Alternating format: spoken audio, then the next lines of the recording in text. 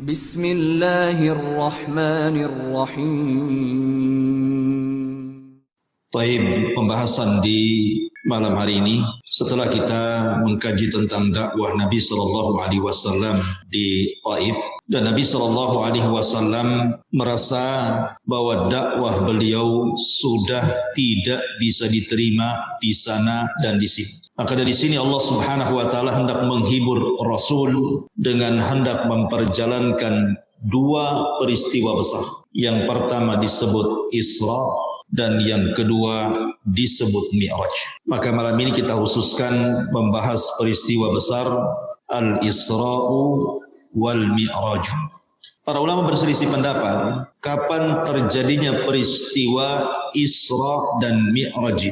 Ada yang mengatakan bahwa peristiwanya di malam hari pada tanggal 12 Rabiul Awal dan diperselisihkan tahunnya. Yang jelas bahwa peristiwa Isra dan Mi'raj ini terjadi sebelum hijrah Nabi SAW. Di antara sebab kenapa Nabi diperjalankan dalam peristiwa besar ini, sekali lagi karena Allah Subhanahu wa taala hendak menghibur Nabi. 18 kabilah Quraisy sudah tidak lagi menghendaki Rasul berada di Mekah, dan daerah yang lainnya Saqif, Taif dan sekitarnya pun sudah mengusirnya. Akhirnya Nabi SAW sudah tidak bisa bergerak dalam berdakwah, bahkan sudah sempit dadanya. Maka Allah Subhanahu wa taala hendak menghibur Rasul dengan dua peristiwa besar Isra dan Mi'raj, di mana Rasul akan langsung dipertemukan dengan Allah Subhanahu wa taala. Ma'asyiral muslimin yang dimuliakan Allah Azza wa Jalla, bagaimana kisahnya? Bagaimana Rasul sallallahu alaihi wasallam melakukan perjalanan Isra?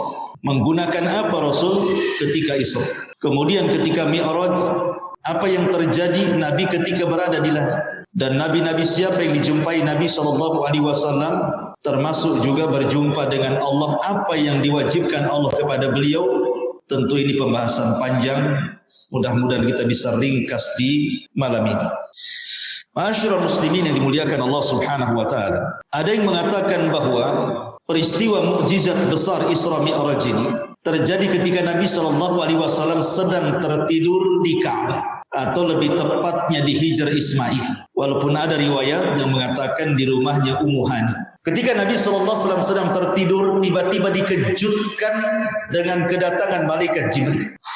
Maka Nabi SAW setelah kemudian berjumpa dengan Jibril, maka Nabi SAW melakukan pembelahan dada. Jadi Jibril dan juga malaikat yang lain datang kemudian membelah dada Nabi. Dan itu disyaratkan di dalam Al-Quran, alam nashrah laka sadrak. Terjadi silang pendapat berapa kali Nabi SAW dibelah dada itu, dan dibersihkan jantungnya dengan cara dicuci dengan air zam-zam di dalam bejana emas, kemudian dimasukkan iman dan hikmah.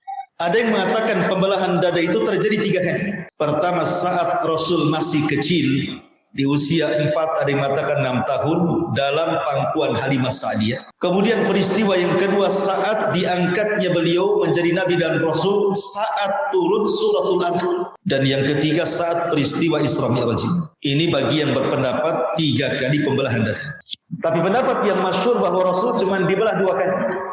Saat masih kecil di pangkuan Halimah Sa'diyah, dan saat peristiwa mukjizat besar Isra dan Mi'raj. Maka Nabi SAW kembali dibelah dadanya, diambil jantungnya, dicuci dengan air zam-zam dari bejana emas, kemudian dimasukkan kembali ke dadanya, kemudian dimasukkan iman dan juga hikmah, kebijaksanaan. Kenapa Nabi SAW harus dibelah dada? Kemudian dibersihkan hatinya. Karena Nabi SAW akan melakukan perjalanan besar, akan diperlihatkan tanda-tanda kuasa Allah, akan diterbangkan ke langit yang belum pernah Nabi satupun sampai ke tempat yang akan dituju Nabi. Dan Nabi akan diperlihatkan sorga, diperlihatkan neraka, diperlihatkan bentuk asli malaikat. Ribuan malaikat akan berjumpa dengan Nabi, diperjumpakan dengan para Nabi, sehingga butuh hati yang jernih. Makanya dibelah dadanya. Maka setelah kemudian pembelahan dada ini, maka kemudian Jibril pun sudah membawa binatang untuk tunggangan Nabi SAW, dan binatang itu disebut al-buraq. Disebut buraq karena kecepatan larinya seperti kilat. Makanya kilat dalam bahasa Arab itu yakadul barqu. Barqu itu artinya kilat, di mana sekali melangkah itu, kata hadis Nabi SAW, maddal basar, sejauh mata memandang. Sekali langkah itu, satu langkah itu sejauh mata memandang, berarti cepat sekali. Lah buraq sendiri adalah dabatun asghar minal baghli wa akbar minal himar. Dia adalah kendaraan Rasul, bentuknya seperti kuda, tapi lebih kecil dibandingkan kuda, tapi lebih besar dibandingkan keledai. Sedang besarnya itu. Lah ketika kemudian Nabi SAW diperkenalkan dengan buraq, tiba-tiba buraq tidak mau ditunggangi Nabi. Yang namanya binatang tidak pernah ditunggangi dan orang yang menunggangi asing, tentu binatang itu tidak langsung mau, kan itu. Risih bahasa kita. Buraq ini merasa risih. Maka Jibril alaihi salam kemudian berkata kepada buraq dan mengatakan, diam engkau wahai buraq, wallahi ma raqiba ahadun akram min Muhammadin sallallahu alaihi wasallam. Tidak ada satupun yang paling mulia yang akan menunggang di atas pundakmu wahai buraq lebih mulia dibandingkan Muhammad. Maka buraq pun terdiam. Dari sini ada faedah. Kalau binatang saja memahami kemuliaan Nabi sallallahu alaihi wasallam, harusnya manusia jauh lebih memahami kemuliaan Rasul kita Muhammad sallallahu alaihi wasallam. Anas ibn Malik radhiyallahu anhu bercerita dalam Musnad Imam Ahmad itu. Suatu ketika Nabi sallallahu alaihi wasallam naik bersama Anas ibn Malik radhiyallahu anhu menunggang keledai, kemudian berjalan-jalan di ganggang kota Madinah. Tiba-tiba kemudian dari kejauhan ada seekor unta melihat Nabi, dikejarnya Nabi sama unta itu. Sudah dekat, unta ini kemudian menyalip Nabi. Tiba-tiba berdiri di hadapannya. Setelah berdiri di hadapannya, tiba-tiba yabruk, unta ini langsung terduduk kemudian sujud. Setelah itu unta ini menangis. Maka Rasul terhenti, turun dari tunggangannya, kemudian menghadap unta, mengusap air matanya. Kemudian Nabi SAW seolah-olah berbincang dengan unta ini. Dari sini salah satu mukjizat Rasul paham bahasa unta. Tiba-tiba Rasul berteriak di hadapan orang-orang Ansar dan mengatakan, man sahib hadal jabal ini.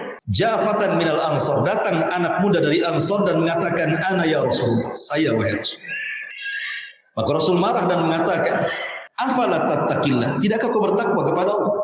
Allati malakakallahu iyah, unta ini sudah Allah kuasakan kepadamu. Lihat untamu syaka alayya, dia datang kepadaku, mengadu kepadaku, annaka tuji'uhu wa tut'ibu. Engkau suka menyakitinya dan engkau suka membuat dia lelah dan letih. Engkau hanya bisa mempekerjakan tapi tak pandai merawatnya. Subhanallah, unta saja paham kemana harus mengadu. Sementara Al-Quran jelas-jelas mengatakan, idza tanaza'tum fi syai'in farudduhu ila Allah wa Rasul. Apabila kalian berselisih tentang sesuatu perkara apapun, karena syai' itu nakirah tufidu al-umum. Berarti kalau berselisih dalam masalah apapun, maka solusinya kembalikan kepada Allah dan Rasul.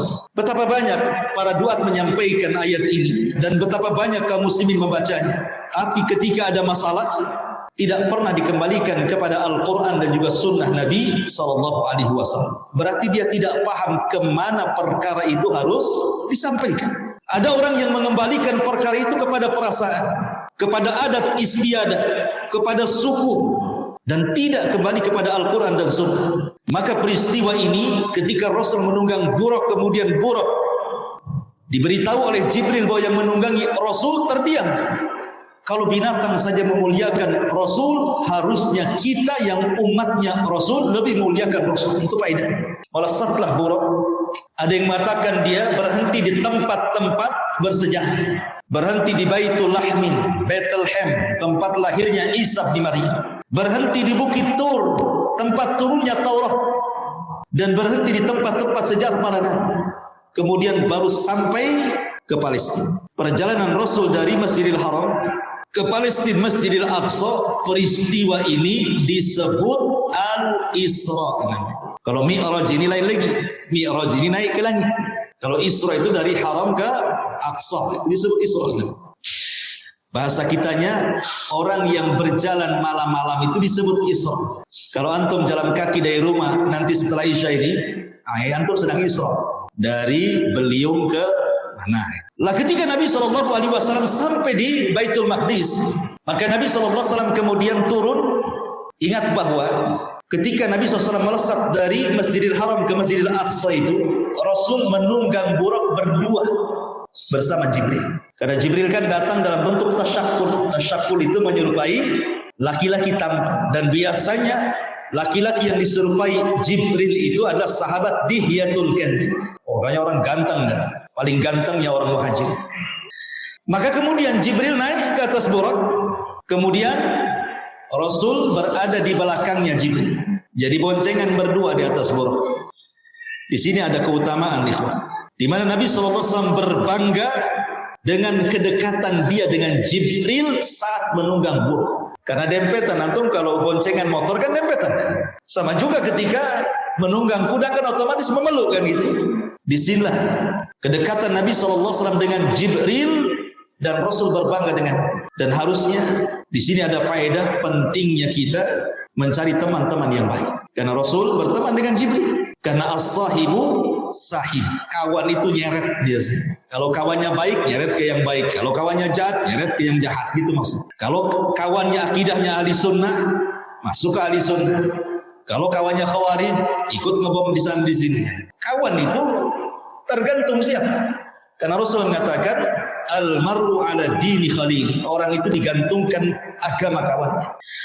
Lah sesampainya di Baitul Maqdis, maka Rasul turun kemudian menambatkan buruk di tempat tambatan yang sekarang tempat tambatannya buruk itu menjadi tembok ratapan orang-orang Yahudi.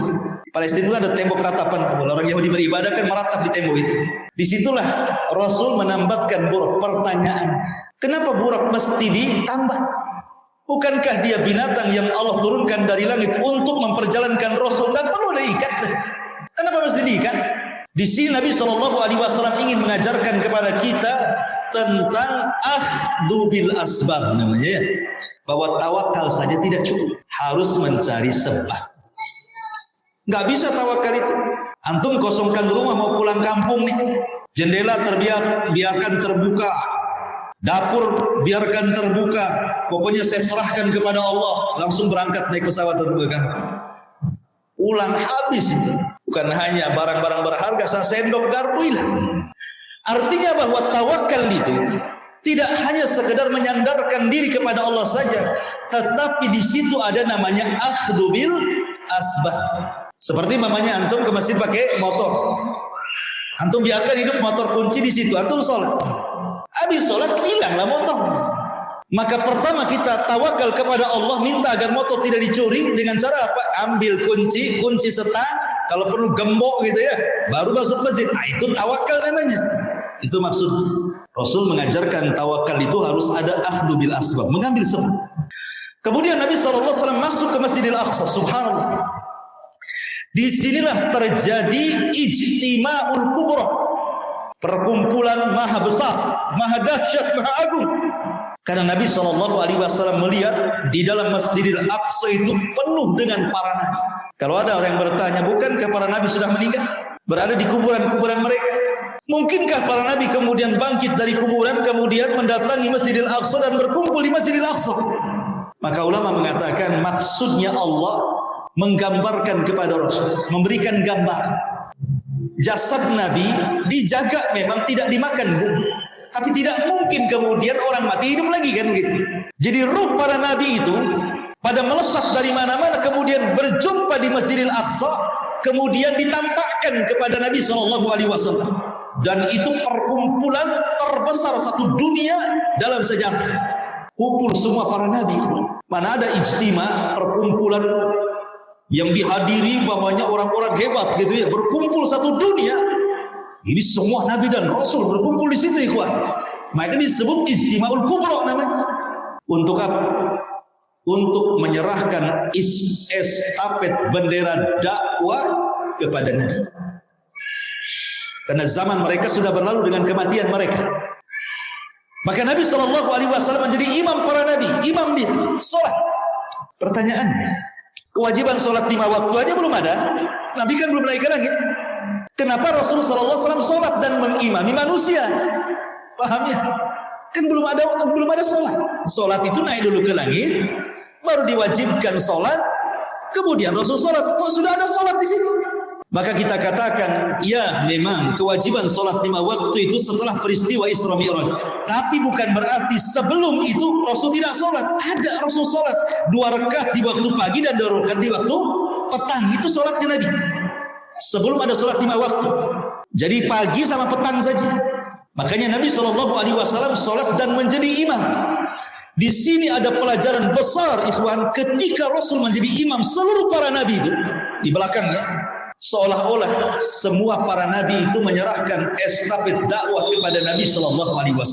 Ini giliran wahai Muhammad. Dan di sini ada isyarat bahwa seluruh tempat-tempat dakwah para nabi akan sampai Islam di situ. Para nabi yang berdakwah yang ada di belakang Rasul itu, dengan Rasul menjadi imam mereka, ini isyarat bahwa Islam itu akan sampai ke daerah para nabi yang menjadi makmum di belakang Rasul di zaman. Artinya Islam akan berkembang ke seluruh atau ke seantero dunia. Makanya hari ini tidak ada satu benua kecuali ada Islam. Di Afrika ada Islamnya, di Eropa ada Islamnya, di Asia ada Islamnya, di Indonesia paling besar lagi Islamnya. Islam menyebar menyeluruh.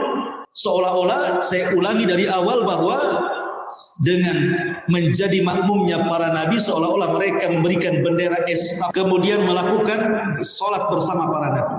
Maka Nabi SAW pun kemudian sebelum naik ke langit, maka Nabi SAW kemudian ditawari 2 minuman. Pertama khamar, dan yang kedua susu. Mana 2 minuman yang dipilih Rasul? Rasul memilih susu dibandingkan khamar.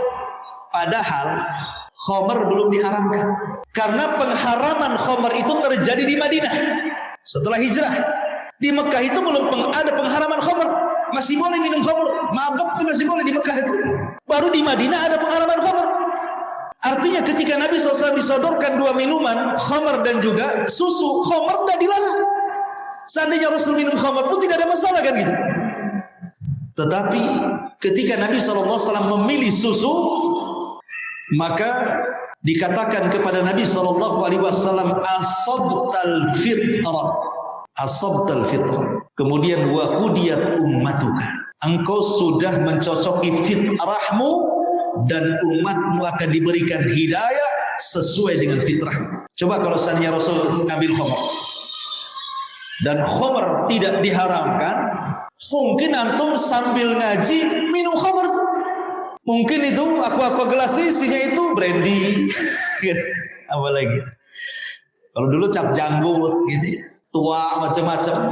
Tetapi Rasul tidak memilih khamar, memilih susu, karena tahu secara fitrah khamar itu memang memabukkan dan madaratnya lebih besar dibandingkan manfaat. Masyarul muslimin yang dimuliakan Allah Azza wa Jalla. Kemudian baru setelah itu Rasul SAW melakukan peristiwa yang disebut dengan Mi'raj. Apa itu Mi'raj? Mi'raj itu artinya tangga, atau bahasa kerennya eskalator. Itu Mi'raj itu artinya, Mi'raj itu eskalator. Antum pernah naik ke mall, eskalator itu disebut Mi'raj, tangga itu. Bagaimana Nabi SAW bisa naik ke langit? Dengan apa Rasul bisa naik ke langit? Tidak dikisahkan. Seperti apa Rasul naik ke langit? Apakah Rasul menunggang buruk? Tidak. Buruk itu hanya sampai di Masjidil Aqsa. Yang jelas bahwa Nabi SAW dibawa oleh Jibril naik ke langit. Bagaimana caranya? Wallahu a'lam. Karena langit itu tinggi, ikhwan. Bintang yang paling dekat dengan bumi saja untuk mencapai dengan jarak cahaya itu bisa 3 tahun itu. Kata teori fisika gitu. Kan tinggi itu. Artinya bahwa perjalanan sedemikian tinggi, macam mana caranya itu? Terlebih-lebih harus melewati langit pertama, kedua, ketiga, keempat, yang jarak antara satu langit ke langit kedua saja dalam riwayat Abdullah ibn Mas'ud itu sejarak 500 tahun perjalanan per langit. Ini 7 lapis langit. Butuh berapa tahun sampai di sana itu. Tetapi kuasa Allah Subhanahu wa taala tidak perlu bertahun-tahun, bahkan tidak perlu berhari-hari, cukup satu malam. Jibril membawa Rasul naik ke langit. Pertanyaannya, kenapa naik ke langit harus dari Masjidil Aqsa? Kenapa nggak dari Mekah saja langsung? Kan gitu ya. Dari Mekah langsung aja ke langit gitu ya. Kenapa mesti ke Masjidil Aqsa dulu? Jawabannya satu, karena pintu langit itu sejajar dengan Masjidil Aqsa. Yang kedua, Masjidil Aqsa itu adalah tempat berkumpulnya para nabi. Maka Nabi SAW pun harus sampai ke situ dan berkumpul bersama para nabi.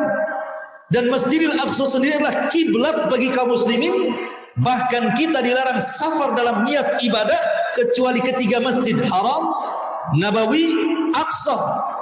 Maka Aqsa ini masjid yang luar biasa, dimiliki para nabi dan tempat bersejarah, milik semua manusia Aqsa itu. Dan kelak di akhir zaman, Masjidil Aqsa dan umumnya Palestina, jantung kota Syam, akan menjadi tempat berdirinya khilafah kaum muslimin di bawah bendera Al-Mahdil Muntadhar Muhammad ibn Abdullah. Naiklah Rasul SAW ke langit pertama. Kemudian dibukakanlah langit pertama itu. Sebelum dibuka, malaikat penjaga langit bertanya dulu, "Man, siapa?"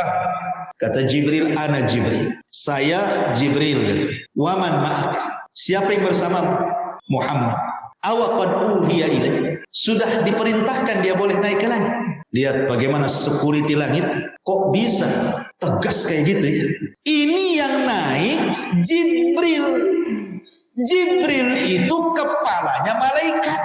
Kok berani-beraninya nih anak buah Jibril ini ngomong sama kepalanya, "Siapa kamu?" "Saya Jibril." "Siapa yang bersamamu?" "Muhammad." "Sudah diizinkan orang yang kau bawa naik?" Coba seandainya di Batam ini ada kepala bagian gitu, bawa orang masuk ke parkiran, kata satpam, "Siapa kamu?" "Enggak kenal aku nih pimpinan di sini." Kan gitu. Terus siapa yang bawa? "Ngapain kau tanya-tanya?" Kan gitu, jadi marahi, besok dipecat dia. Coba lihat, menunjukkan bahwa malaikat itu bertugas bukan karena Jibril, walaupun dia kepalanya kan gitu, dia pimpinannya, tapi dia bertugas karena Allah Subhanahu wa taala. Dia harus memastikan langit itu aman. Karena langit itu ala malaikat masalahnya. Tidak sembarang orang naik turun itu. Makanya pintu langit juga difirmankan dalam Al-Quran, "At-Tariq, wa ma adraka mat-Tariq, an-najmu sakin." Tariq itu artinya orang yang mukul pintu tuh, tuk, itu namanya Tariq. Lalu apa yang diketuk itu? Pintu langit. Artinya pintu langit tak sembarang main buka tutup dia. Kapan dibuka, kapan ditutup, ada waktunya. Seperti ketika ruhnya seorang mukmin dicabut, kemudian dibawa oleh malaikat ke langit, baru dibuka tuh pintu langit sampai ke langit ketiga. Atau ketika peristiwa Isra Mi'raj, Rasulullah SAW kemudian membuka pintu langit. Atau setiap hari asar dan juga subuh, malaikat yang mencatat kebaikan di siang dan di malam hari naik, baru dibuka pintu langit. Jadi tidak sembarang pintu langit main buka gitu saja. Makanya kemudian untuk memastikan langit aman, tegas nih security langit ini. Siapa yang bersama Muhammad? Sudah diizinkan dia masuk? Sudah, silakan. Naik dia. Rupanya pertama kali berjumpa dengan siapa? Nabiullah Adam alaihi salam. Berjumpa dengan Adam alaihi salatu wassalam. Kemudian dipandangnya Adam alaihi salatu wassalam. Kata Jibril, "Itu adalah buyutmu Adam. Ucapkan salam kepadanya." Maka Nabi SAW mendekat Nabi Allah Adam yang tingginya itu 30 hasta, lebarnya 7 hasta, besar. Kemudian Rasul mengatakan, "Assalamu alaikum." Maka Adam mengatakan, "Wa alaikumussalam, marhaban bibnin saleh wa nabiyyin saleh." Selamat datang anakku yang saleh dan nabiku yang saleh. Adam bangga dengan Rasul, makanya menyebutnya dengan kalimat bibnin saleh, anakku yang saleh. Dari sini ada faedah bahwa anak yang soleh itu akan menjadi kebanggaan orang tuanya, ya kan? Banyak orang-orang tua itu kalau melihat anaknya soleh, oh kalau tahu anak saya soleh, saya buat waktu saya masih muda 10 anak biar kayak dia semuanya. Sekali anaknya tolah-toleh itu gak jelas. Kalau tahu kau akan begini nak, waktu bayiku injak leher biar mati sekali. Kan gitu ya. Nggak bangga orang tua itu melihat anak yang kurang ajar. Tapi kalau anak yang soleh bangga. Karena anak yang soleh itu aset terbesar dalam kehidupan. Idza mata ibnu Adam inqata amaluhu illa min salasin, sadaqatin jariyah aw ilmin yuntafa'u bihi aw waladin salihin yakula. Atau anak yang soleh yang mendoakan. Kemudian Rasul heran memandang Adam. Karena Adam sekali-kali menengok ke kanan begini, tiba-tiba tersenyum.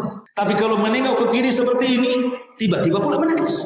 Sehingga kemudian Rasul bertanya kepada malaikat Jibril, kenapa Adam seperti itu? Maka Jibril mengatakan, apabila dia memandang ke arah kanan, wahai Muhammad, sesungguhnya dia melihat umatnya, yang sebagian umatnya masuk ke dalam surga. Bahagia Adam, tersenyum dia.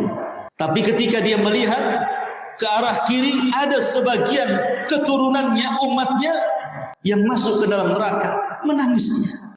Dari sini ada faedah bahwa harusnya orang-orang itu menyesali dosanya dengan menangis. Kalau orang banyak berbuat dosa, banyak-banyaklah menangis. Begitulah para ulama.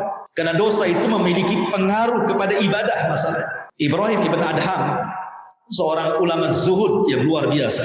Dia beli satu gantang kurma di Mekah. Ada orang jual kurma, beli dia kurma satu gantang. Rupanya di bawah gantang ada satu biji kurma jatuh. Kurma itu tidak tahu apakah kurma yang jatuh dari gantang yang sudah dikilonya, ataukah satu butir kurma itu adalah kurma milik penjualnya.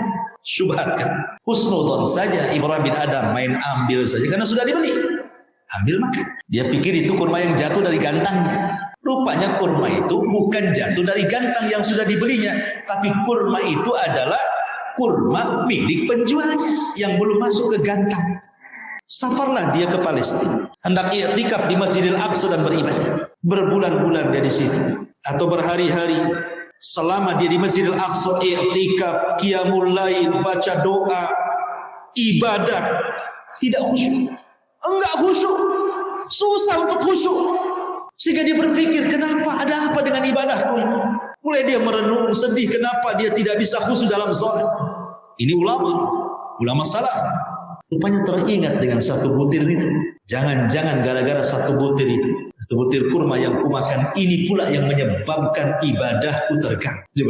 Akhirnya dia safar balik lagi ke Mekah gara-gara satu butir kurma. Balik dia ke Mekah, cari tukang jual itu. Rupanya yang jual berbeda pula. Yang tadinya tua sekarang jadi muda. Kemudian ditanya, mana Pak tua yang jual kurma itu? Kata penjual ini, maaf dia sudah meninggal. Wah, langsung sak dada. Berarti gak akan ketemu dengan orang. Kamu siapanya? Saya anaknya Pak. Oh, kalau begitu begini. Dulu waktu bapakmu yang jualan, aku pernah membeli kurma. Di kolong gantang ada satu butir makan. Karena aku sangka itu kurma yang jatuh dari gantangku. Tolong ikhlaskannya. Kata anaknya, bagi saya sih kalau hanya sebutir kurma, apalah artinya. Saya ikhlaskan. Masalahnya bapak saya anaknya 10. Ada di mana-mana gitu kan bayangkan. Akhirnya dia nyari anaknya satu-satu, minta diikhlaskanlah satu-satu itu, bayangkan. Setelah mendapatkan keikhlasan anak-anaknya, barulah dia khusyuk ibadah. Itu lihat ulama dulu ya, luar biasa. Kalau antum ini beli duku, belum dibeli, main ambil, makan, kecut, nggak jadi, nggak dibayar tuh yang satu karena kecut. Ya selalu aja tuh ibadah itu, karena dari dulu nggak pernah khusyuk, ya biarin aja kan. La haula wala quwata illa billah. Artinya bahwa Nabi Adam alaihi salatu wassalam itu menangis karena melihat umatnya yang berdosa. Kemudian Rasul sallallahu alaihi wasallam naik lagi ke langit kedua. Berjumpalah Rasul dengan Nabi Allah Isa dan juga Yahya alaihi wassalam. Kata Jibril, ucapkan salam kepada mereka. Maka Rasul mengatakan assalamualaikum. Maka Nabi Isa dan Yahya mengatakan waalaikumsalam. Marhaban bi sahibin salih wa nabiyyin salih. Selamat datang temanku yang saleh dan nabiku yang saleh. Kalau Adam mengatakan anakku yang soleh, kalau ini temanku yang soleh dan nabiku yang soleh. Dari sini juga penting kita itu mencari teman yang soleh. Makanya Hasan Al-Basri rahimahullahu ta'ala mengatakan apa? Istaghfiru bisahibikumus salih fa innahu yanfa'ukum yaumal qiyamah. Perbanyak teman-teman yang soleh, karena itu akan menjadi manfaat bagi kamu saat nanti pada hari kiamat. Karena mereka juga akan memberikan syafaat kepada kita. Makanya ada satu kisah yang disebut dengan Suqul Jannah. Suq al-Jannah, pasar surga. Surga juga ada pasar sama. Jadi pasar ini bukan tempat jual beli, surga ada jual beli. Tapi pasar ini tempat orang bereuni. Jadi orang-orang yang pernah kita kenal di bumi kemudian masuk ke dalam surga, reuninya itu tiap Jumat itu di pasar itu. Kemudian mereka mendiskusikan, mereka ingatlah kehidupan di dunia dulu, kita kerja bakti ngocor jalan dari ujung sana ke rumah Pak Ge sampai ke sana. Nanti itu diceritakan itu. Bakar-bakar ikan, satu ambil kepala, satu ambil. Jadi semua akan diceritakan. Semua akan diceritakan. Jadi akan bahan cerita. Jadi mereka akan tahu kehidupan dunia. Tiba-tiba kemudian salah seorang di antara mereka nyeletuk, kawan kita itu yang selalu sama kita hadir di situ itu mana? Kok tidak nampak? Maka kemudian malaikat memberitahu huwa finnar, dia di neraka. Maka ketika tahu bahwa temannya ini masuk neraka, maka sepakat nih kawan-kawan dia yang soleh yang masuk ke dalam surga langsung mengangkat tangan kepada Allah, ya Rabb, la taqtamilu ladzatina hatta tukhrijahu minan nar. Ya Rabb, jangan kau sempurnakan kenikmatan kami sampai kau keluarkan kawan kami dari neraka itu. Lihat, makin banyak kawan yang soleh, makin banyak memberikan syafaat kepada kita. Makanya Hasan Al-Basri mengatakan, perbanyak teman-teman yang soleh sebanyak-banyaknya. Karena itu akan bermanfaat bukan hanya di dunia, sampai ke akhir. Ma'asyiral muslimin yang dimuliakan Allah. Kemudian naik lagi ke langit ketiga. Berjumpa dengan siapa? Di langit ketiga berjumpa dengan Nabi Yusuf. Dan Nabi SAW diberitahu oleh Allah bahwa Yusuf itu memiliki ketampanan separuh ketampanan Adam. Jadi separuh ketampanan Adam, Adam ini tampannya dibagi dua. Yang separuhnya untuk umatnya, keturunannya sampai kiamat, separuhnya lagi khusus untuk Nabi Yusuf. Makanya wajar kalau Yusuf ketampanannya mengalahkan seluruh turunan Adam. Karena yang separuh itu rame-rame gitu ya dari turunan Adam. Yang separuhnya khusus bagi Nabi Yusuf. Makanya ketampanan Yusuf itu jadi fitnah jadinya.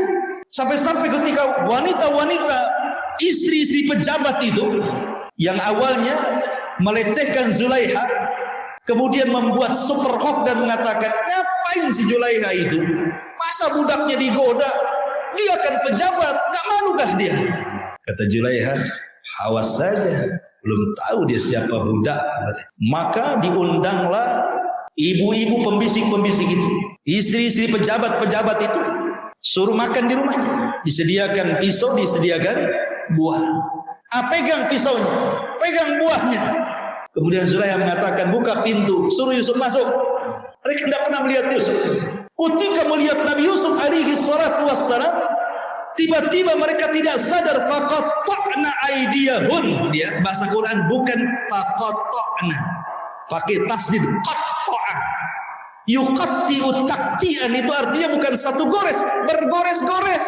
Itu maksudnya. Kalau qata'a sekali aja. Tapi kalau pakai tasdid qatta'a begini-begini. Gitu. Kemudian mengatakan, hasya lillah, ini bukan manusia ini. In hadza illa malakun karim. Jangan-jangan ini malaikat katanya. Ini bukan orang ini katanya. Sampai ngomong gitu mak-mak. Terfitnah dengan ketampanan Nabi Yusuf. Ada juga yang berpendapat wallahu a'lam bahwa ketampanan Adam itu dibagi dua. Satu, separuhnya dibagi Yusuf, separuhnya dibagi kepada Rasul kita Muhammad sallallahu alaihi wasallam. Tapi ketampanan Nabi tidak membuat fitnah, hanya menampakkan haibah karismatik yang luar biasa. Tapi ketampanan Yusuf ini membuat fitnah kaum Hawa. Ada yang mengatakan seperti itu. Naik lagi Rasul ke langit keempat, berjumpa dengan Idris. Kemudian dan Idris itu difirmankan wa rafa'nahu makanan 'aliyya. Allah angkat ke tempat yang paling tinggi, ke langit keempat. Kemudian Allah naikkan lagi Rasul ke langit kelima berjumpa dengan Nabiullah Harun. Kemudian naik lagi ke langit ke-6 berjumpa dengan Musa alaihi salam. Ketika itu Musa melihat Rasul tiba-tiba menangis. Kemudian Rasul bertanya, kenapa Musa memandang saya? Kenapa kok dia bisa menangis? Kemudian Jibril memberitahu bahwa Musa menangis karena ada orang yang masih muda tapi memiliki umat terbanyak melebihi umatnya. Sementara Musa sudah bersusah payah berdakwah kepada Bani Israel, umatnya tidak sebanyak anak muda ini. Maksudnya Nabi SAW menangis dia. Di sini ada faedah, ikhwan. Harusnya orang itu punya kecemburuan ketika melihat temannya jauh lebih soleh dibandingkan kita, gitu maksud. Masa dia hafal 2 juz, saya juz amajanda. Saya harus juga gitu maksud. Jadi ada fastabiqul khairat. Tapi ada 2 kaidah yang antum pahami. Kalau urusan dunia, jangan pernah memandang ke langit, pandanglah ke bawah. Karena kalau urusan dunia memandang ke langit, capek leher kita dan tidak akan menjadi hamba yang bersyukur. Tapi kalau urusan dunia, jangan pernah pandang ke bawah, pandang ke langit. Sebab kalau terus mandang ke bawah, tidak bertambah pahala kita. Saya ulas. Kalau seandainya ada orang kaya, tetangga kita kaya-kaya semuanya, kita pula miskin sendiri. Kemudian kita pandang teruslah si kaya itu, kapan saya punya mobil, kapan saya punya rumah, kapan saya kasih dia terus. Baru berapa hari sudah naikkan rumahnya, baru berapa hari ganti lagi kendaraannya. Saya dengar dia beli pula perumahan di sana. Kalau terus itu yang dipandang, maka selamanya tidak akan bersyukur dia. Coba kalau dia memandang, dia sudah punya rumah, mandang kepada orang yang nggak punya rumah. Lewatlah umpamanya ke jembatan mana, ada orang yang tidur pakai tenda di bawah jembatan. Alhamdulillah saya walaupun punya rumah ngekos, tapi masih enak lah di rumah dibandingkan orang itu. Nyamuknya segede-gede gajah di situ, ya kan? Bersyukur dia. Kalau mandang ke bawah dia kan. Tapi ini soal dunia, ikhwan. Soal agama jangan. Berapa hafalan?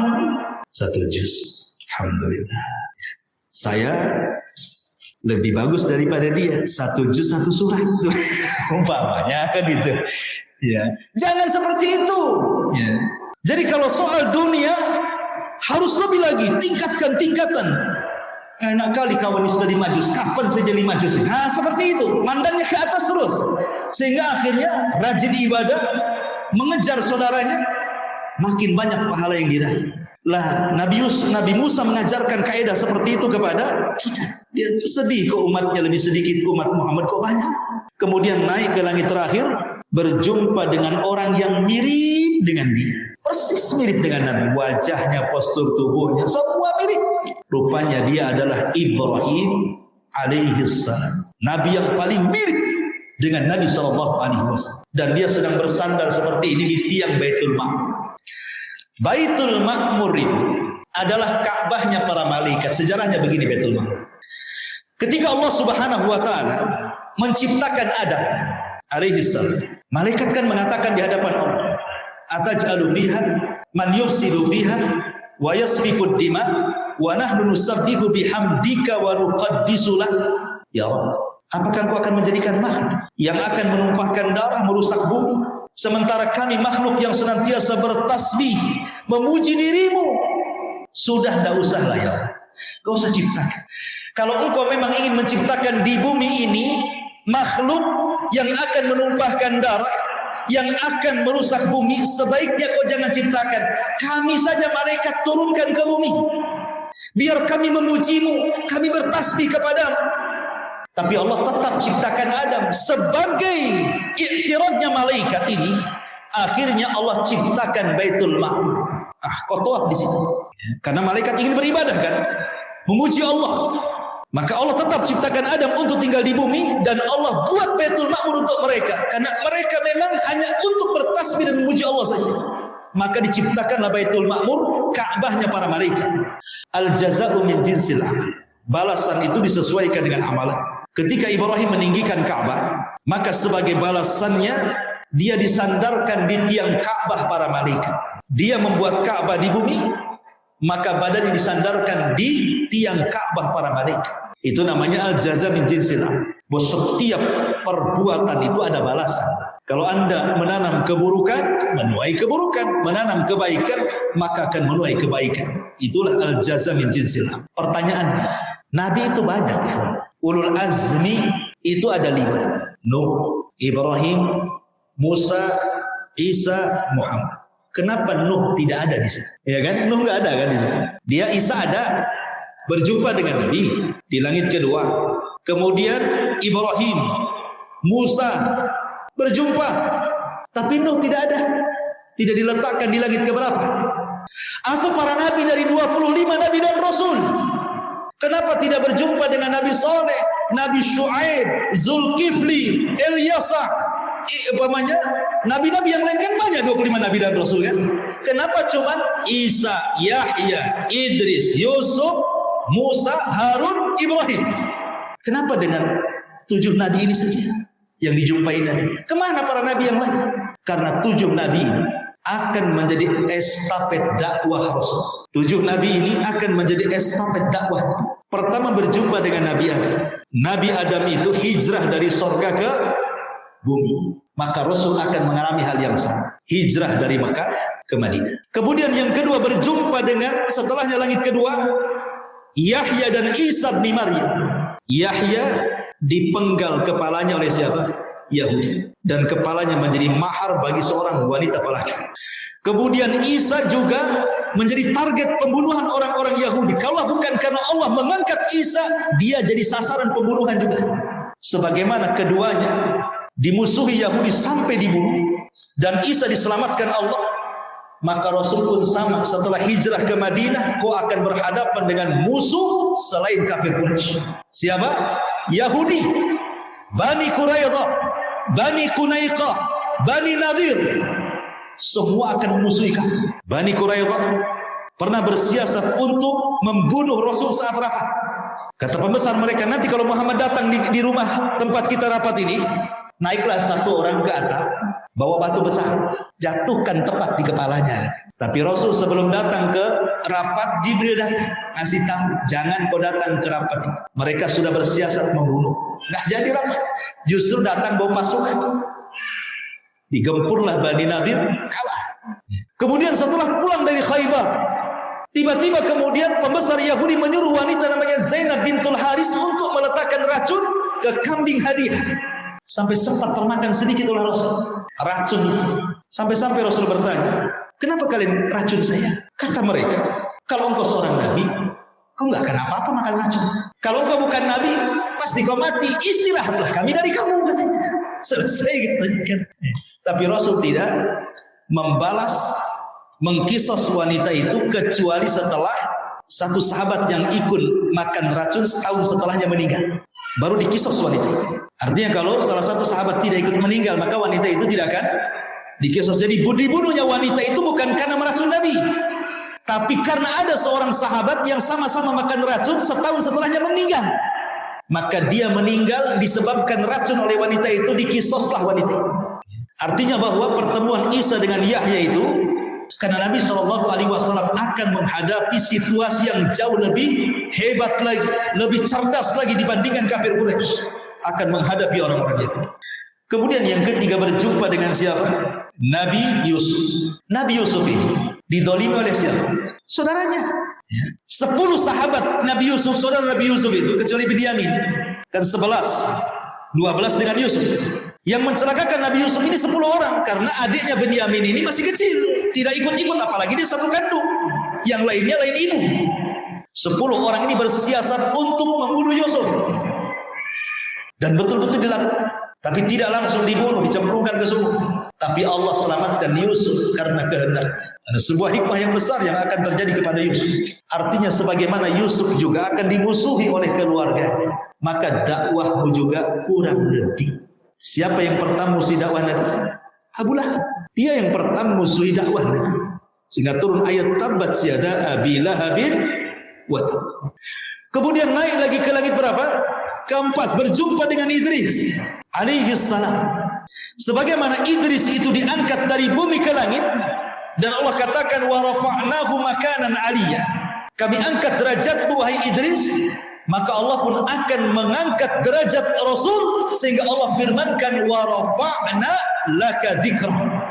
Kami angkat juga penyebutanmu tentang, tenang wahai Muhammad, sekalipun anak-anakmu mati semuanya, Qasim meninggal, Abdullah meninggal, At-Tayyib meninggal, Ibrahim meninggal. Kamu tidak akan terputus nasab. Kau akan diangkat oleh Allah Azza wa Jalla. Sebagaimana Idris juga diangkat ke langit keempat. Kemudian naik lagi ke langit kelima berjumpa dengan Harun. Harun ini orangnya lembut. Dibandingkan Musa orangnya keras. Itu kakak beradik. Harun itu jadi nabi karena Musa yang minta, ya Allah jadikan saudaraku nabi. Maka Allah angkat Harun jadi nabi. Hanya gara-gara Musa ini pelat ngomongnya. Karena ketika bayi makan bara api itu. Ada yang mengatakan seperti itu kisah. Di suatu ketika Musa bayi digendong Fir'aun. Dijambak janggutnya. Kok bayi punya tenaga kuat sampai tersungkurlah si Fir'aun. Gak dijambak bayi. Kok kuat ini bayi ini? Kata Fir'aun, jangan-jangan ini bayi yang saya mimpikan. Hampir dibunuh. Datang Asya bintu Muzahim, diambillah bayi itu, jangan dibunuh. Itu bayi dah berakal. Ah, bukan, kata Fir'aun, ini bayi yang kumimpikan nih katanya. Kata Asya, kalau tidak percaya, ujilah bayi itu. Bayi ini masih merangkak. Diletakkan satu bara api, satu pula kurma. Ini bayi ini sudah merangkak ke kurma tuh.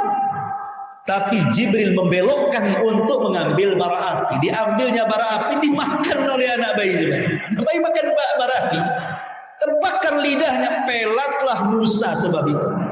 Makanya dia ketika datang kepada Fir'aun mengatakan, Rabbi israh li sadri wa yassir li amri wahlul uqdah, lepaskan ikatan lidahku ini, pelatku ini, sehingga tidak fasih kalau ngomong.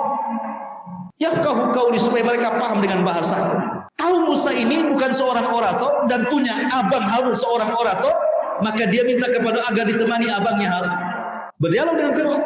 Dan Harun itu lembut sekali sehingga dicintai Bani Israel. Kalau Musa keras, makanya tidak disukai Bani Israel, tapi ditakuti.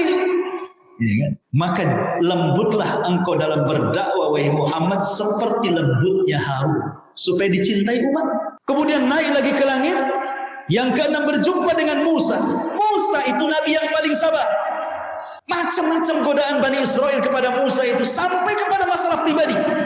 Gara-gara tidak mau mandi sama-sama di sungai, maunya Musa menyendiri saja, dituduhlah Musa. Oh, jangan-jangan Musa itu punya penyakit di badannya. Jangan-jangan banyak kurangnya itu di badannya itu. Akhirnya Allah ingin membuktikan bahwa badan Musa itu badan yang serak, yang indah, yang tidak dimiliki badan-badan Bani Israel. Ketika mandi diletakkan bajunya di atas batu, batunya pula lari. Dikejar sama Musa ini, pakaian Quraisy jangan dibawa gitu. Lari nih batu ini. Rupanya lari, lewatlah di pemandian Bani Israel. Musa mengejar-ngejar, gak peduli dengan Bani Israel dalam kondisi telanjang. Bani Israel melohok saja. Terima Musa ngapain itu? Mereka memandang badan Nabi Musa serak, kekar, bagus, indah. Baru dari situ mereka sadar, gak benar tuduhan mereka. Musa itu pemalu, gak mau mandi sama-sama. Hanya itu saja. Tapi sampai dituduh masalah privasi loh ya. Ini menunjukkan apa? Bagaimana Musa itu betul-betul disakiti. Makanya Rasul sampai mengatakan, Rahimallah akha Musa, laqad udhiya katsiran fasabara. Semoga Allah merahmati saudaraku Musa. Banyak kali ujian Bani Israel kepadanya, tapi dia sabar. Itu sampai Nabi ngomong begitu. Karena Bani Israel itu mudah kufur, asing minta mujizat aja. Datang mujizat beriman, nanti lama-lama lupa, kufur lagi, minta mujizat lagi, asing itu aja. Mempermainkan Nabi. Maka sebagaimana Musa sabar ketika mengobati Bani Israel, maka engkau pun sama bersabar dalam berdakwah. Banyak ujian, tantangan, rintangan dalam dakwah, baik dari kafir Quraisy, baik dari orang Yahudi, baik segelintir Nasrani, baik orang-orang munafik dari dalam. Itu banyak tantangan nanti. Kau harus sabar. Makanya Allah mengatakan, wasbir kama sabara ulul azmi minar rusul. Sabarlah engkau sebagaimana ulul azmi sabar ketika berdakwah. Termasuk Musa ulul azmi di situ. Kemudian berjumpa dengan Ibrahim. Karena Ibrahim yang membangun Ka'bah, maka Nabi SAW akan meneruskan pemakmuran Ka'bah itu sampai kiamat. Dan sampai hari ini Ka'bah yang dibangun Ibrahim menjadi tempat, bahkan satu di antara rukun Islam, ibadah haji. Siapa yang membangun? Ibrahim. Itu kenapa Nabi SAW hanya berjumpa dengan 6 atau 7 Nabi. Karena 7 Nabi ini akan jadi pelajaran estafet dakwah dia. Itulah diantara hikmah dan faedahnya. Kenapa hanya dengan 7 Nabi ini saja? Baru setelah itu Rasulullah SAW naik ke Baitul Ma'mur. Dilihatnya banyak malaikat. Kemudian diceritakan kepada Rasul, sesungguhnya setiap hari malaikat yang masuk ke Baitul Ma'mur tawaf dan beribadah di Baitul Ma'mur itu setiap hari 70.000 malaikat masuk. Sebesar apa tuh? Baitul Ma'mur 70.000 malaikat masuk setiap harinya. Selesai mereka ibadah tawaf, keluar, tidak pernah kembali. Besoknya masuk 70.000 malaikat yang sama, beribadah satu hari, kemudian keluar, tidak pernah kembali. Besoknya datang dengan jumlah yang sama, keluar, tidak pernah kembali. Begitu sampai malaikat. Pertanyaannya, berapa jumlah malaikat itu? Makanya Allah mengatakan, wa ma ya'lamu junuda rabbika illahu wa ma huwa illa dzikra lil bashar. Tidak ada yang tahu jumlah tentara malaikat kecuali Allah. Ketika Rasul melihat banyaknya para malaikat itu, terasa terhina, rendah diri, merendah diri, melihat ke bawah ke bumi, lihat manusia-manusia yang kufur dengan Allah Subhanahu wa taala, kemudian memandang ke atas ribuan para malaikat yang beribadah. Coba bayangkan, apa Allah berhajat dengan manusia sementara Allah sudah punya hamba-hamba yang beribadah? Walaupun satu dunia manusia kufur, tidak akan mengurangi kekuasaan Allah. Walaupun satu dunia beriman, tidak pun menambah kekuasaan Allah. Ma'asyiral muslimin yang dimuliakan Allah Azza wa Jalla, begitu banyak malaikat itu. Ada Rasul itu menceritakan, ada malaikat sejak diciptakan sampai kiamat sujud aja nggak bangkit-bangkit. Ada yang diciptakan ruku saja nggak bangkit-bangkit. Ada yang bertasbih-tasbih sampai kiamat. Dan tidak ada 4 jari kecuali malaikat. 4 jari ada malaikat. 4 jari ada malaikat. Terbentang langit itu seberapa lebarnya itu? Coba yang setiap langit ada malaikat. Makanya ketika Allah menceritakan tentang hari kiamat, wa futihatis sama fakanat abwaba. Ketika pintu-pintu langit dibuka pada hari kiamat, para malaikat keluar semua dari langit. Baru Allah gulung langit itu seperti menggulung kertas. Banyaknya malaikat itu. Maka Nabi SAW kemudian naik ke langit. Dilihatnya berbagai macam makhluk yang luar biasa. Ingat ikhwan, kalau orang semakin tinggi naik ke langit, maka bumi ini semakin kecil. Coba antum naik pesawat ya. Naik pesawat nih, pesawat baru hanya 10 kaki. Masih nampaklah kepala orang. Naik sedikit, hilang tinggal titik kepalanya. Naik sedikit, hilang sak kepala-kepalanya. Nggak nampak. Ya. Yang ada tinggal bandaranya aja makin kecil makin hilang. Makin tinggi makin tidak nampak, makin kecil gitu kan. Sampai nggak nampak lagi itu di bumi itu. Betapa kecilnya makhluk Allah di hadapan makhluk Allah yang lain. Makanya ketika Allah mengatakan sesungguhnya perbandingan 7 lapis langit dengan bumi seperti Anda pergi ke padang pasir, ambil cincin antum, lempar ke padang pasir, bumi itulah buminya, padang pasir itulah langitnya. Seperti itu. Makin tinggi, makin besar kuasa Allah. Bahkan ketika Rasul mengatakan, kalau seandainya Allah bandingkan kursi dengan langit, sama juga. Antum masuk ke padang pasir, ke lautan padang pasir itu yang tidak ada tepinya, antum ambil cincin, lempar ke padang pasir, cincin itu 7 lapis langitnya, kursi itu padang pasirnya. Naik lagi sampai kepada arsy. Arsy itu dibandingkan dengan semua makhluk yang di bawahnya persis seperti cincin yang dilempar ke padang pasir. Bagaimana penciptanya? Allahu Akbar. Allah lebih besar dibandingkan semua ciptaan. Jadi Rasul makin naik ke langit, melihat ciptaan macam-macam. Sampai ketika Nabi SAW kemudian diizinkan oleh Allah masuk ke dalam surga. Kata Nabi SAW, dakhaltul jannah, aku masuk ke dalam surga. Betul-betul dia masuk. Lain dengan neraka. Kalau neraka Rasul mengatakan ittola'tun nar, diperlihatkan neraka. Tapi kalau surga, dakhaltul jannah, aku masuk. Ya tidak mungkin Rasul masuk ke neraka, terbakar di neraka. Hanya diperlihatkan saja nerakanya. Tapi kalau surga, masuk Rasul di situ. Pertama yang dilihat apa kata Rasul? Fa idza ana bi qasri min adh-dhahab. Aku melihat kepada istana semua emas dari ujung ke ujung. Semua dari emas bahan bakarnya, bahan bakunya. Oh, di bumi ini kan istana kayak rumah antum, bata, semen, kapur, gini itu macam-macam besi di situ. Kena angin ketimpa roboh batanya. Ini semua emas, coba bayangkan. Terkagum Rasul. Kata Nabi SAW kepada Jibril, itu tuh siapa? Liman hadza Jibril? Itu siapalah Jibril itu? Kata Jibril, li rajulun minal Arab, untuk anak muda dari bangsa Arab. Wah, senang. Fadhanantu annahu ana. Jangan-jangan saya kan orang Arab, kata Rasul. Kata Rasul, yang benar Jibril ngomong, itu siapa? Kata Jibril, li rajulin min Quraisyin, untuk anak muda dari suku Quraisy. Oh, tambah nyepit lagi. Oh, betul, ini untuk saya. Saya kan dari Quraisy. Rasul mengatakan, ya Jibril, untuk siapa? Lah jelas lah kalau ngomong. Kata Jibril, li Umar ibn Khattab. Bukan itu dia. Untuk Umar ibn Khattab radhiyallahu anhu. Subhanallah. Orang yang belum masuk, istana sudah dibangun. Tiba-tiba Rasul penasaran ingin masuk ke istana itu. Misalnya Umar itu. Ketika mendekati pintu, ada pula bidadari Umar sedang berwudu. Kemudian fastahyaitu, aku pun malu, kutundukkan pandanganku, ku pergi tak jadi masuk. Lihat, padahal di sorga itu ikhwan semua halal, gak ada yang haram di sorga itu. Antum pandang bidadari sepuas antum sampai meleleh-leleh itu, gak haram. Tapi kalau antum melihat ada orang gadis putih cantik dipandang, ini dosa kan itu. Mandang lagi dosa lagi, mandang lagi dosa lagi kan itu. Tapi Nabi SAW karena malunya tundukkan pandangan. Padahal semua halal di surga itu. Kalau Nabi SAW tahu itu bukan hak miliknya, walaupun halal, tapi kan bukan hak milik dia, karena itu milik Umar masalahnya kan. Malu Nabi, keluar tidak mau. Makanya ketika berjumpa setelah peristiwa Isra Mi'raj itu, dia bercerita kepada Umar bin Khattab. Ketika pas bercerita tentang bidadari, Umar pun menangis dan mengatakan, "A'alaika aghar ya Rasulullah, a'alaika aghar." Haruskah aku cemburu dengan wahai Rasul? Haruskah aku cemburu dengan kamu wahai Rasul? Kenapa kamu tidak masuk saja katanya? Jadi Rasul diperlihatkan istana-istana. Tapi ingat ya, kaidah Quran ataupun hadis, ketika Allah dan Rasulnya menceritakan tentang nikmat sorga, maka yang diceritakan itu kenikmatan yang paling rendah. Itu harus paham nih kaidah. Kalau seandainya Al-Quran menceritakan keindahan sorga, hadis Nabi menceritakan keindahan sorga, ini kaidahnya. Yang diceritakan oleh Al-Quran dan juga hadis itu bercerita sorga yang paling rendah. Seolah-olah yang rendah saja kayak gitu, gimana yang tinggi gitu maksudnya. Mana dalilnya?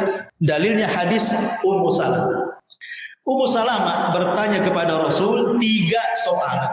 Setelah menikah dengan Rasul, Ummu Salamah bertanya 3 soalan. 1, Rasul, aku melihat kalau engkau membaca Quran, kemudian lewat di ayat-ayat tentang sorga, tentang bidadari, tentang nikmat-nikmat sorga, kau selalu terdiam. Kau berdoa apa? Tapi kalau engkau membaca ayat-ayat neraka, kau juga terdiam. Kau berdoa apa? Kata Rasul, kalau aku melewati ayat-ayat sorga, maka saya katakan, ya Allah, masukkan aku ke sorga. Kalau saya lewat di ayat-ayat neraka, ya Allah, jauhkan aku di neraka. Kemudian kata Ummu Salamah, pertanyaan yang pertama, wahai Rasul, bagaimana hukum seorang wanita pernah menikah dengan laki-laki yang soleh, kemudian laki-laki ini mati syahid, kemudian dia menikah lagi dengan laki-laki yang soleh yang lainnya, mati syahid lagi dia. Setelah itu perempuan yang soleh ini meninggal, 3-tiganya masuk surga. Dengan siapa saya harus menikah di surga? Mana pasangan saya? Apakah dengan suami yang pertama ataukah dengan suami yang kedua? Maka Rasul mengatakan, engkau akan perempuan itu akan bersama suaminya yang terakhir. Kenapa Ummu Salamah bertanya soal ini kepada Rasul? Karena ada sejarah. Ummu Salamah ini punya suami namanya Abu Salamah. Bapaknya Abu Salamah, kan anaknya kan Salamah namanya. Bapaknya dipanggil Abu Salamah, ibunya dipanggil Ummu Salamah karena punya anak Salamah.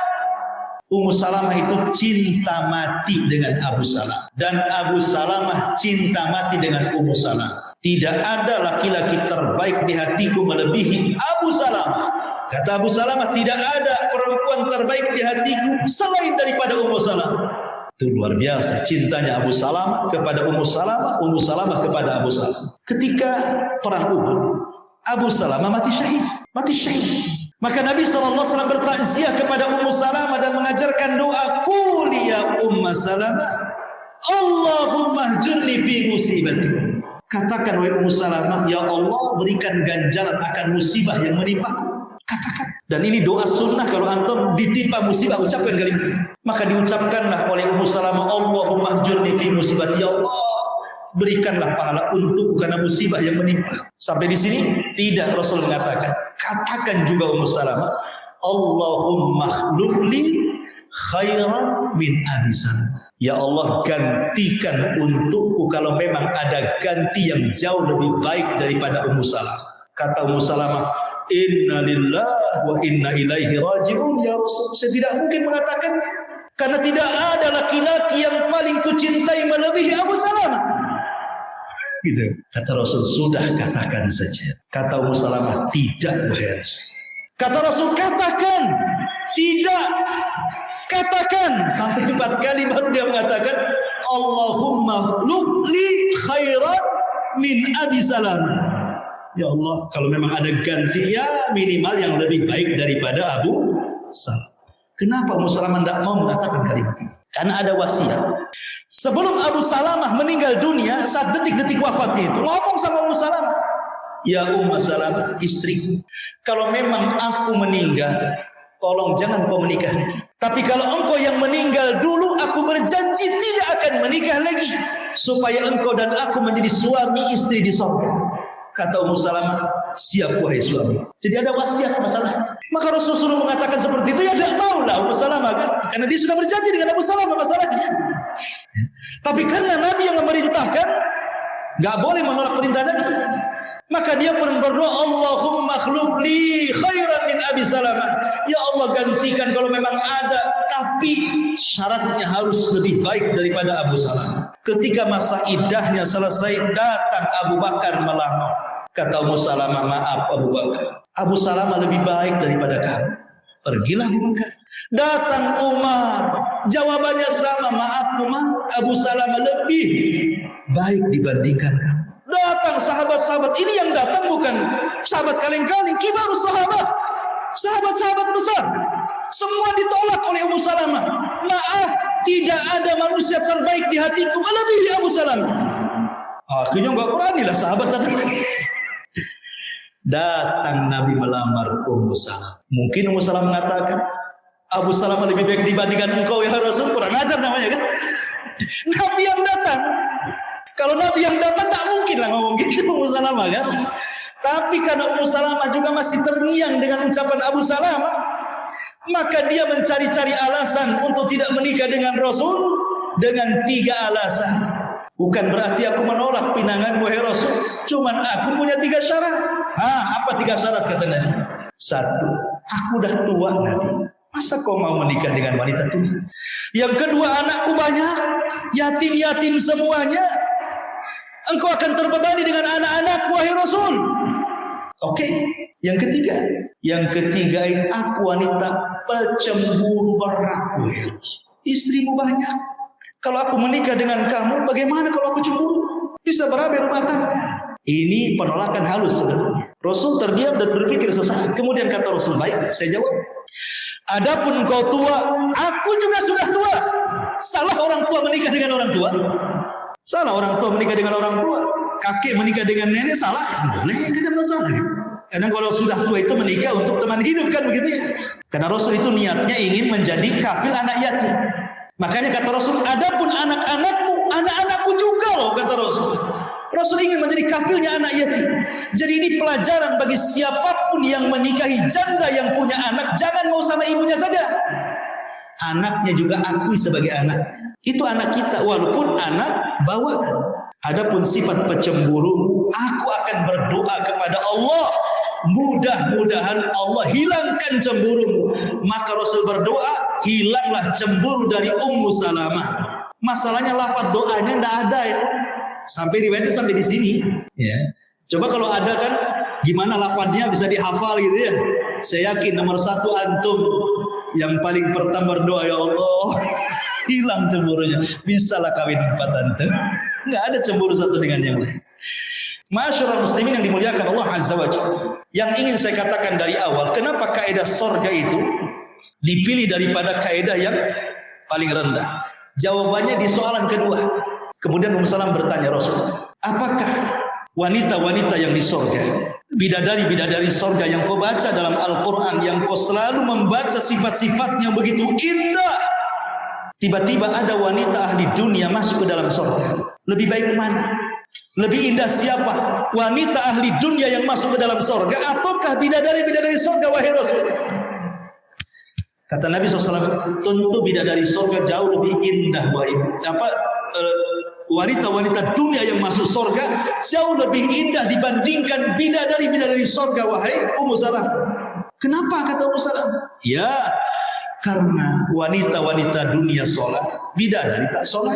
Wanita dunia puasa, bidadari tak puasa. Wanita dunia sedekah, bidadari tak sedekah. Mereka sudah tercipta seperti itu. Tapi wanita dunia harus bersikeras, ijtihad, betul-betul sungguh-sungguh menghabiskan waktunya hanya untuk meraih dan masuk ke dalam surga. Maka yang sungguh-sungguh masuk ke dalam surga jauh lebih baik dibandingkan bidadari. Dari sini kaidahnya terjawab. Al-Quran hanya menceritakan bidadari, tapi tidak menceritakan perempuan dunia yang masuk ke dalam surga. Maka ketika kemudian kaidahnya bidadari ini diceritakan sedemikian indahnya, padahal itu serendah-rendah sifat yang Allah sifatkan dalam Al-Quran, berarti yang lebih tinggi dibandingkan itu jauh lebih indah dibandingkan bidadari. Untuk paham di sini? Gitu maksudnya. Makanya kaidahnya bahwa sifat di sorga itu yang diceritakan paling rendah, yang tinggi tidak bisa diceritakan karena tidak mungkin bisa diceritakan. Sehebat apapun orang menceritakan sorga itu, sorga menyelisih ceritanya. Nggak ada ceritanya. Karena lebih indah sorga itu. Maka Rasul masuk ke dalam sorga gitu. Dilihatnya ada istana. Tiba-tiba terciumlah bau yang semerbak luar biasa. Ummu Salamah baru 3 soalan ya tadi. Kita tutup dengan 3 soal. Persoalan yang ketiga biar nggak penasaran. Ummu Salamah bertanya soal gadis solehah yang belum menikah di dunia. Tiba-tiba masuk surga. Kan ada tuh wanita-wanita mungkin karena terlampau lama melakukan pendidikan, sekolah sampai S2, S3 sampai doktor, sampai profesor, akhirnya tua-tua di sekolah. Sudah tua, hilanglah hasrat menikah. Akhirnya ibadah saja, jadi wanita solehah, mati masuk surga. Belum menikah dia. Bagaimana menikah dengan siapa dia, wahai Rasul? Di surga itu karena nggak ada bidadara di sana. Bidadari ada. Kata Nabi SAW, dia akan dinikahkan dengan bujang-bujang lapu yang soleh, yang masuk surga. Bujang-bujang lapu yang belum menikah, keburu mati. Jadi antum yang belum menikah pulang dari sini, masuk ke lubang prosok mati, syahidlah antum, masuk surga antum. Berarti itu belum menikah nih di dunia, maka dipertemukan sesuai dengan tingkatan sorganya di mana, maka dia akan dinikahkan di situ. Ya, Masyaallah muslimin yang dimuliakan Allah Subhanahu Wa Taala. Ada telepon dari Ustaz Bukhari, berarti ada rapat malam ini, sudah ditunggu. Insya Allah kita lanjutkan di lain kesempatan. Mudah-mudahan ada manfaatnya. Subhanallah bihamdika, asyhadu an la ilaha illa anta, astaghfiruka wa atubu ilaik. Allahu ta'ala. Assalamualaikum warahmatullahi wabarakatuh.